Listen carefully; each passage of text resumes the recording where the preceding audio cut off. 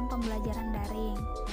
Dan untuk penyampaian materinya, biasanya guru menugaskan kepada siswa untuk membaca atau mempelajari buku paket PPKN kelas 11. Dan untuk penugasannya, biasanya guru menginstruksikan kepada siswa untuk mengisi soal yang ada di buku paket PPKN, atau guru memberikan tugas dengan Google Form yang di dalamnya terdapat absensi dan pertanyaan.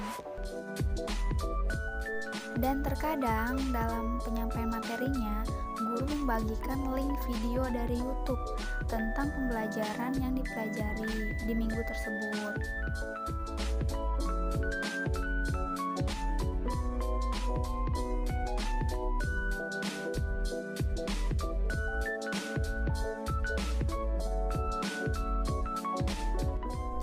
Nah, di tahap 2 ini, guru yang memberikan materi kepada siswa tentang sistem hukum yang ada di Indonesia, sedangkan saya yang membuat tugasnya.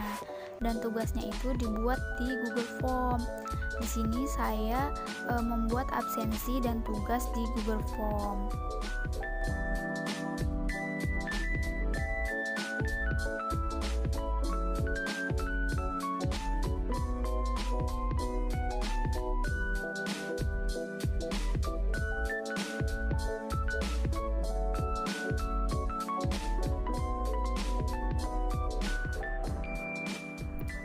Pada tahap ketiga, saya menginstruksikan kepada siswa lewat Classroom untuk melakukan pembelajaran daring via Google Meet.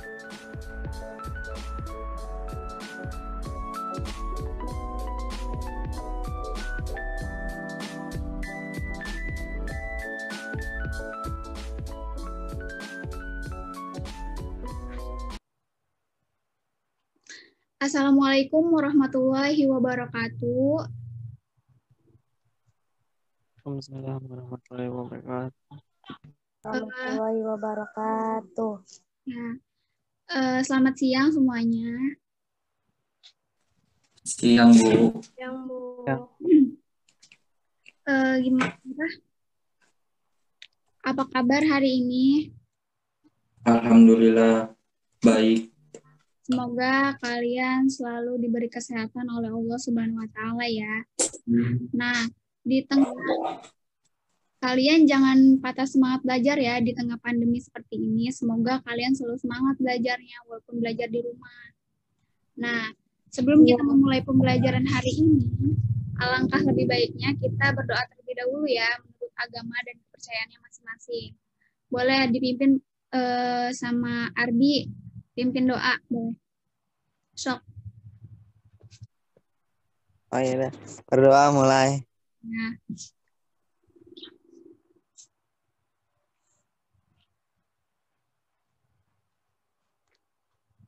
Selesai. Ya, bagus Ardi, makasih ya. Nah, coba siapkan dulu ininya apa buku tulisnya, buku LKS-nya sama penanya. Jadi nanti kalau misalnya ada materi yang penting bisa dicatat. Kalau misalnya lupa kan nanti bisa dilihat lagi catatannya. Nah,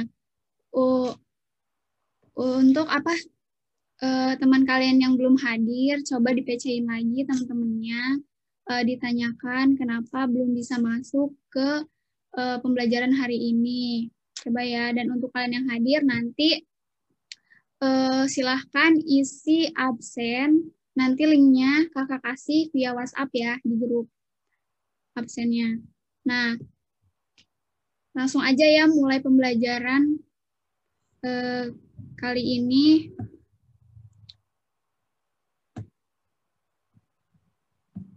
Bentar. Muncul nggak ininya, PowerPoint-nya? Enggak, Bu. Yaudah, dengerin aja, nggak apa-apa. Udah, Bu, udah. Ya, Bu, udah. Bu. Kemarin sudah dibaca belum ini PowerPoint-nya? Belum, Bu. Oh, yaudah nggak apa-apa. Belum. Dijelasin ya biar jelas materinya. Nah, Untuk pembelajaran kali ini yaitu Ibu ingin menjelaskan dan membahas tentang sistem hukum dan peradilan di Indonesia. Untuk kelas 11, Nia 1 ya? Bu. Ya. Nah, sebelum Kakak menjelaskan tentang sistem hukum peradilan dan sistem hukum dan peradilan di Indonesia, Kakak ingin memberitahu pada kalian tentang kompetensi dasarnya. Nah, kompetensi dasar pembelajaran hari ini yaitu mendeskripsikan sistem hukum dan peradilan di Indonesia sesuai dengan Undang-Undang Dasar Negara Republik Indonesia tahun 1945. Nah, itu ya kompetensi dasar pembelajaran hari ini. Nah, di sini kan ada sistem hukum dan sistem peradilan di Indonesia. Nah, di sini Kakak ingin menjelaskan terlebih dahulu makna dari hukum. Kalian ada yang tahu nggak sebelumnya? Hukum itu apa sih? Ada yang tahu nggak?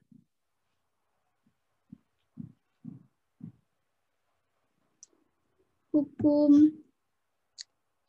Belum ada yang tahu ya? Nah, jadi hukum itu merupakan kumpulan peraturan dan tata tertib yang dibuat untuk mengatur masyarakat dalam mencari keadilan. Nah, jadi paham? Tadi Paham, Bu. Ya, Paham, Bu. Di sini hukum ya.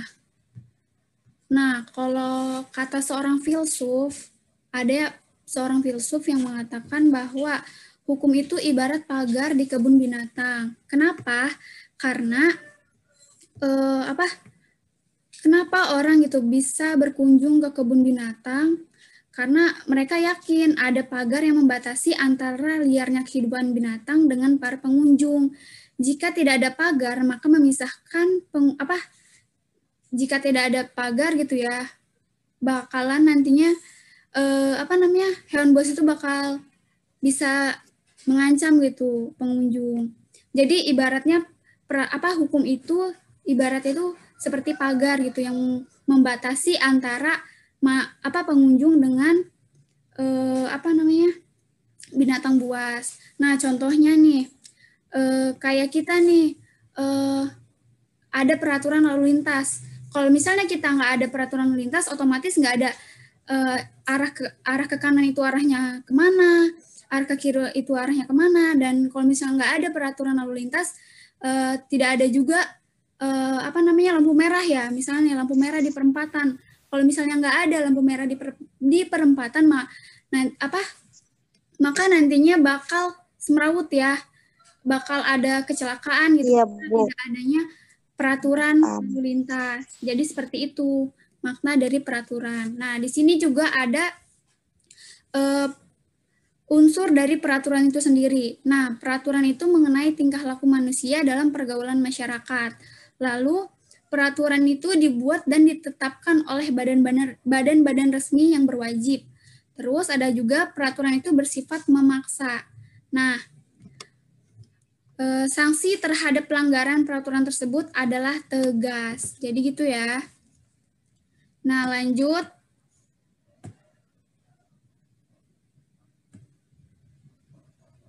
Nah, di sini suatu ketentuan hukum mempunyai tugas sebagai berikut. Jadi hukum itu memiliki tugas.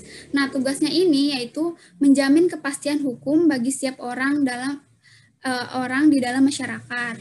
Lalu yang kedua, menjamin ketertiban, ketentraman, kedamaian, keadilan, kemakmuran, kebahagiaan, dan kebenaran. Lalu dapat menjaga jangan sampai terjadi perbuatan main hakim sendiri dalam pergaulan masyarakat. Nah, banyak ya kasus-kasus terjadi gitu, kasus main hakim sendiri gitu kan. Nah, inilah ketiga tugas dari hukum itu sendiri.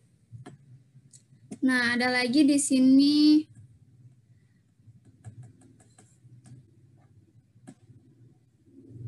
penggolongan hukum. Nah, penggolongan hukum ini ada berdasarkan sumbernya. Nah, yang pertama itu hukum undang-undang. Apa sih hukum undang-undang itu? Nah, hukum undang-undang itu hukum yang tercantum dalam peraturan perundang-undangan.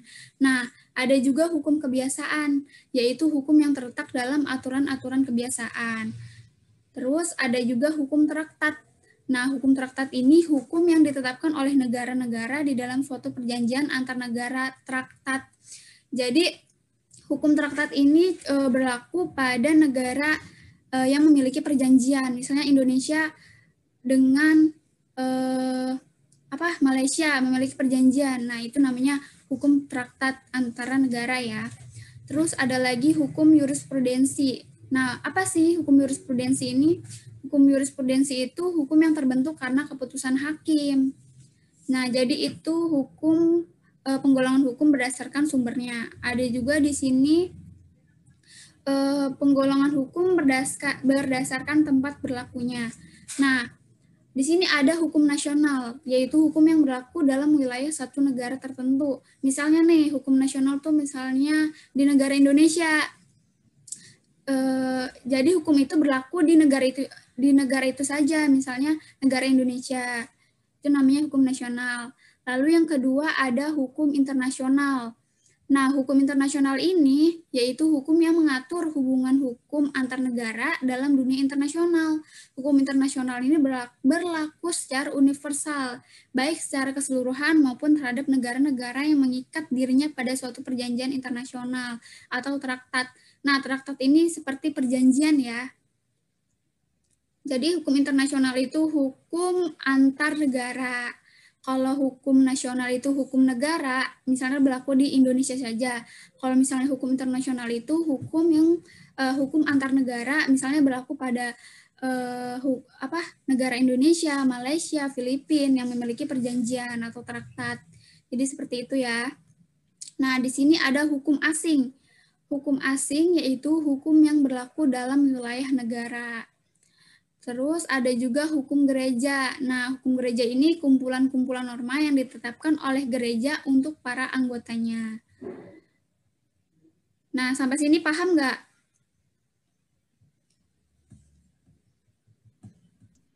Paham. Oke, Paham, Bu. nah, di sini penggolongan hukum berdasarkan bentuknya. Nah,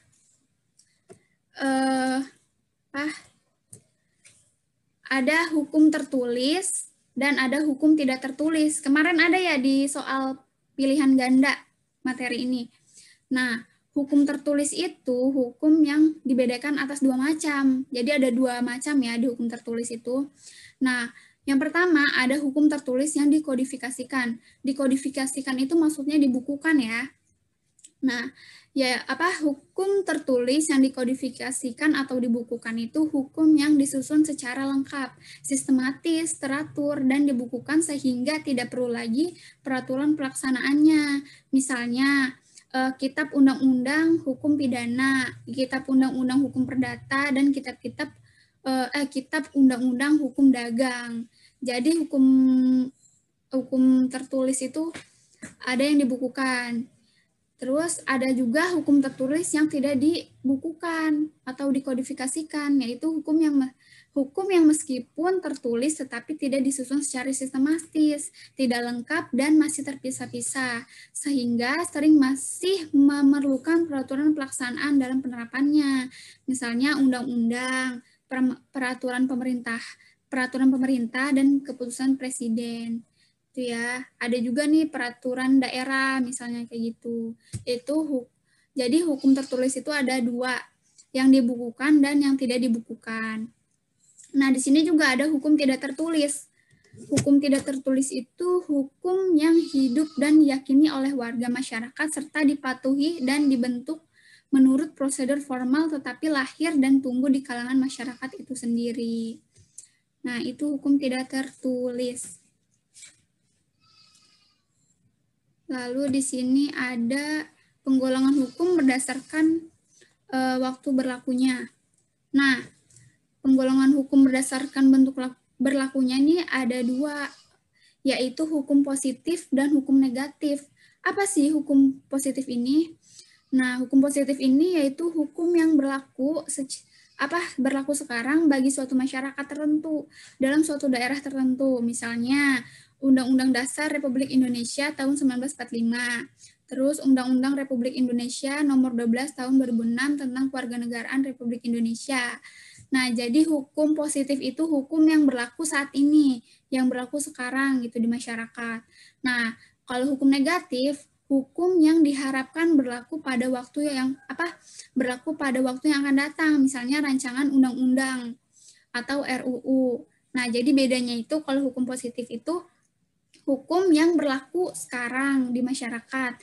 Kalau hukum negatif, hukum yang diharapkan nantinya akan berlaku gitu. Yang di waktu yang akan datang. Jadi gitu ya. Nah, lanjut. Di sini ada, nah, tadi kakak sudah menjelaskan makna dari hukum. Nah, sekarang kakak ingin menjelaskan tentang sistem peradilan di Indonesia. Nah, apa sih makna dari lembaga peradilan? Jadi lembaga peradilan itu ibarat kayak pengadilan gitu. Lembaga peradilan itu pengadilan, kayak pengadilan negeri, pengadilan agama, pengadilan militer gitu. Banyak macamnya.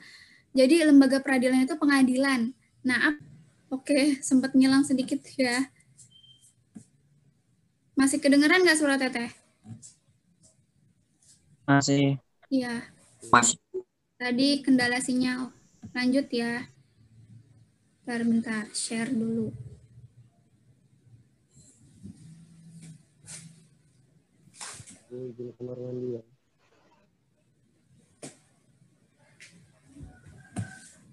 Nah, di sini ada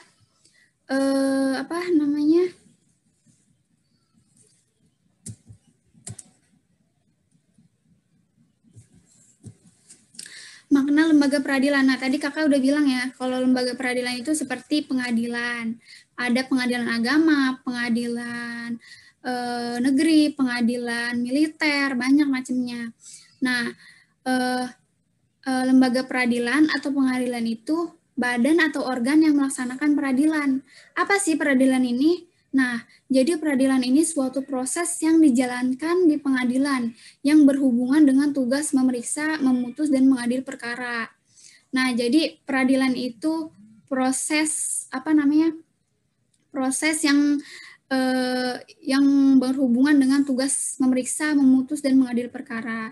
Nah, lembaga peradilan mempunyai tugas menjalani peradilan dengan seadil-adilnya, gitu ya. Lalu di sini proses peradilan dilaksanakan di sebuah tempat yang dinamakan pengadilan. Nah, dengan demikian terdapat perbedaan antara konsep peradilan dan pengadilan. Peradilan itu menunjuk pada proses mengadili perkara sesuai dengan kategori perkara yang diselesaikan. Adapun pengadilan itu menunjuk pada tempat untuk mengadili perkara atau tempat untuk melaksanakan proses peradilan guna menegakkan hukum. Jadi kalau peradilan itu proses mengadili perkara, tapi sedangkan kalau pengadilan itu tempat untuk proses mengadili perkara tersebut. Gitu ya. Nah, di sini ini juga kemarin ada di pilihan ganda ya. Nah, sistem peradilan di Indonesia itu didasarkan pada Pancasila, terutama sila kelima, yang kemudian diturunkan ke dalam Undang-Undang